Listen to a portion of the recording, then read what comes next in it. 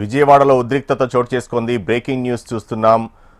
నిన్నటి నుంచి విధ్వంసకాండ జరుగుతోందని జోగి రమేష్ ఆరోపిస్తున్నారు. ఎప్పుడు జరగని దాడులు, దహనకాండ జరుగుతోందని జోగి రమేష్ ఆరోపిస్తున్నారు. మనం బ్రేకింగ్ న్యూస్ చూస్తున్నాం. విజయవాడ ఇబ్రహీంపట్నంలో ఉద్రిక్తత నెలకొంది.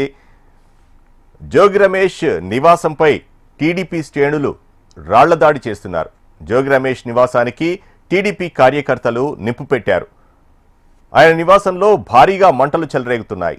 విజయవాడలోని ఇబ్రహీంపట్నంలో ఉద్రిక్తత చోటు చేసుకుంది. వైసీపీ నేత జోగి రమేష్ ఇంటిపై టీడీపీ శ్రేణులు రాళ్ల దాడి చేశారు. జోగి రమేష్ నివాసానికి నిప్పు పెట్టారు. భారీగా మంటలు ఎగిసిపడుతున్నాయి. దాడి సమయంలో జోగి రమేష్ ఇంట్లో లేరు. మంత్రి లోకేష్ పై జోగి రమేష్ చేసిన వ్యాఖ్యలు నిరసిస్తూ టీడీపీ శ్రేణులు దాడికి పాల్పడ్డారు.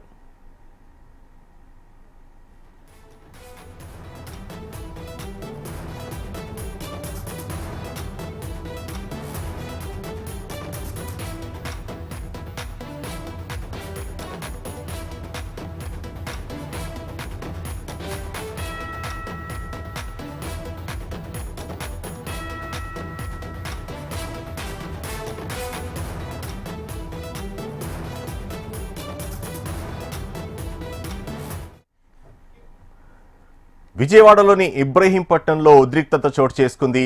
వైసీపీ నేత జోగి రమేష్ ఇంటిపై టీడీపీ శ్రేణులు రాళ్ల దాడి చేశారు. జోగి రమేష్ నివాసానికి నిప్పు పెట్టారు. భారీగా మంటలు ఎగిసిపడుతున్నాయి. దాడి సమయంలో జోగి రమేష్ ఇంట్లో లేరు.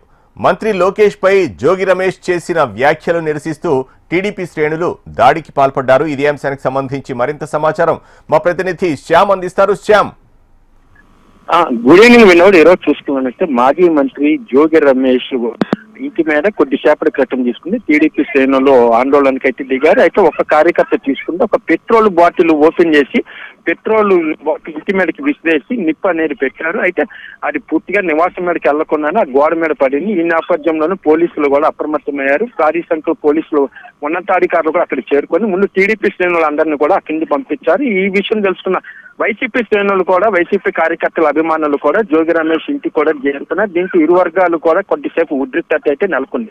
నిన్న చూసుకున్నట్లయితే ఈ కల్తీ వ్యవహారానికి సంబంధించి కూడా రాష్ట్ర వ్యాప్తంగా ఆలయాల్లో ప్రత్యేక పూజలు చేయాలంటూ కూడా ఆ పార్టీ ఇచ్చిన పిలుపులో భాగంగా నిన్న ఇబ్రహీంపట్నంలో కూడా జోగి రమేష్ నేతృత్వంలో పూజా కార్యక్రమాలు చేశారు. ఈ నేపథ్యంలో టీడీపీ చేసిన ఫ్లెక్సీల విషయంలో నిన్న కొన్ని వివాదాస్పద వ్యాఖ్యలు కూడా చేశారు. ముఖ్యంగా మంత్రి నారా లోకేష్ పైన అనుచిత వ్యాఖ్యలు అయితే జోగి రమేష్ చేశారు. ఏదైతే నిన్న గుంటూరు మాజీ మంత్రి అంబటి రాంబాబు ఇటువంటి వ్యాఖ్యలు చేశారు, ఇక్కడ కూడా నారా లోకేష్ కి సంబంధించి కూడా జోగి రమేష్ కూడా అటువంటి వ్యాఖ్యలు చేశారు.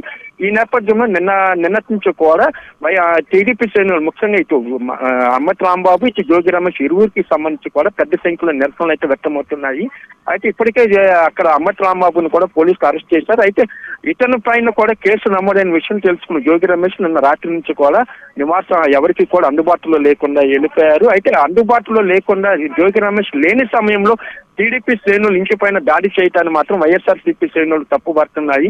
ఇది కేవలం తమ మీద కక్ష సాధింపు. ఒక బీసీ నాయకుడు ఉన్న జోగి రమేష్ ను ఉద్దేశపూర్వకంగానే ఇప్పటికే అనేక కేసులు పెట్టి వేధిస్తున్నారు. తాజాగా మరో కేసులు కూడా పెట్టి జోగి రమేష్ బయట తిరగనివ్వకుండా ఇబ్బంది పెట్టాలన్న ఆలోచనతోనే టీడీపీ నాయకులు ఉన్నారు. తమ పార్టీ ప్రధానంగా తీసుకుని కల్తీ వ్యవహారంలో టీడీపీ పూర్తిగా కూడా మైనస్ లోకి వెళ్ళింది. అక్కడ కల్తీ లేదంటూ కూడా నివేదిక వచ్చిన నేపథ్యంలో ఈ రాష్ట్ర కూడా తమ పార్టీ ఆందోళన నిరసనలు వ్యక్తం చేస్తుంటే ఇటువంటి సమయంలో ఇటువంటి దాడులకు పాల్పడటాన్ని మాత్రం వాళ్ళు తీవ్రంగా తప్పట్ల. ప్రస్తుతం అయితే ఇబ్రహీంపట్నం ప్రశాంతమైన వాతావరణం అయితే నెలకొని ఉంది.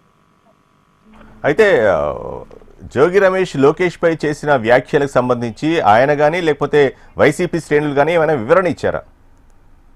అంటే ఇక్కడ చూడొచ్చు అంటే నిన్న చూసుకున్నట్టయితే ఏదైతే ఆలయాల్లో శుద్ధి కార్యక్రమం నేపథ్యంలో జోగి రమేష్ కొన్ని వివాదాస్పద వ్యాఖ్యలు చేశారు. ముఖ్యంగా నారా లోకేష్ అదే విధంగా చంద్రబాబు నాయుడు పైన అంటే ఏదైతే గతంలో కల్తీ వ్యవహారానికి సంబంధించి వీళ్ళు వ్యాఖ్యలు చేశారో తక్షణమే వాటిని క్షమాపణ చెప్పాలి. ఇటు నారా లోకేష్ కూడా అతను కనుక అతని సంబంధించి కూడా కొన్ని వివాదాస్పద వ్యాఖ్యలు కూడా అతను చేశారు. దీనికి సంబంధించి తక్షణమే బహిరంగ క్షమాపణ చెప్పాలంటూ కూడా జోగి రమేష్ డిమాండ్ చేశారు.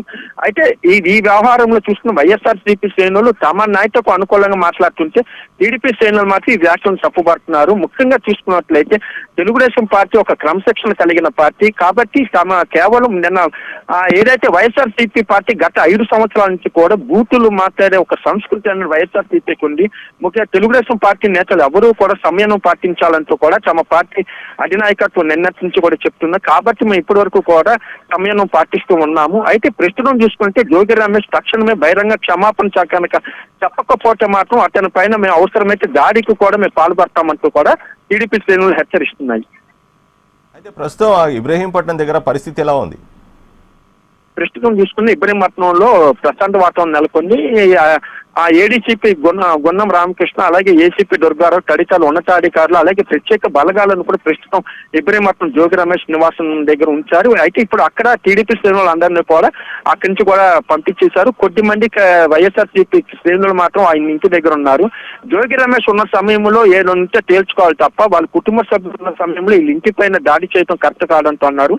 ఏదైనప్పుడు ప్రస్తుతం అయితే ఇక్కడ పోలీసు బలగాలు అయితే మోహరించాయి. ఎటువంటి పరిస్థితులైనా మేము ఎదుర్కొంటాము. ప్రశాంత వాతావరణం నెలకొని కూడా మేము సాయశక్తితో కృషి చేస్తున్నామంటూ కూడా పోలీసు అధికారులు చెప్తున్నారు.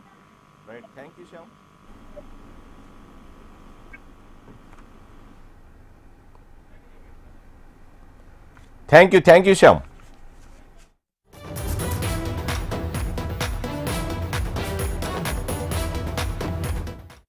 ఏ విధంగా పెట్రోల్ బాంబులేసింది ఇటువంటి పోలీసులు కళ్ళు అప్పగించి చూస్తా ఉన్నారు.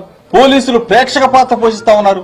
నేను కారులో కూడా చెప్పా ఈ విధంగా కుట్ర జరుగుతా ఉందంట అని అధికారులు కూడా ఫోన్లో చెప్పా. అయినా సరే పోలీసులు ఏమాత్రం కూడా వాళ్ళ లోకేష్ చెప్పిన ఒకసారి చూడండి పోలీసులు ఏ విధంగా ప్రేక్షక పాత్ర చేస్తుంది. ఒక్కసారి చూడండి ఇంతమంది ప్రేక్షక పాత్ర ఇంత దుర్మార్గంగా ఏం మాట్లాడావు? నిన్న కల్తీ లడ్డూ గురించి సిబిఐ ఇచ్చిన రిపోర్టు గురించి మాట్లాడావు. దానికి పెట్టలేకపోతా ఉన్నారు. నిన్న మాట్లాడిన నేను ఏం చెప్పా? తెలుగుదేశం పార్టీయే కల్తీ అని చెప్పిన వాస్తవే కదా. చంద్రబాబు నాయుడు గారి పార్టీ అది, ఎన్టీ రామారావు గారి పార్టీని లాక్కున్నాడు అని మాట్లాడాం. లోకేష్ ఒళ్ళు తగ్గింది కొవ్వు తగ్గింది కానీ బుర్ర పోయింది పోయి తప్పే ఉంది. ఇవన్నీ కూడా వాస్తవాలే కదా. ఇటువంటి రాజకీయాల్లో మేమేదో చెయ్యకూడని తప్పు చేసినట్టు అనకూడని మాట మా నాయకుడిని మీరు అమ్మనాబూతులు తిట్టలేదా? ఘోరంగా మాట్లాడలేదా?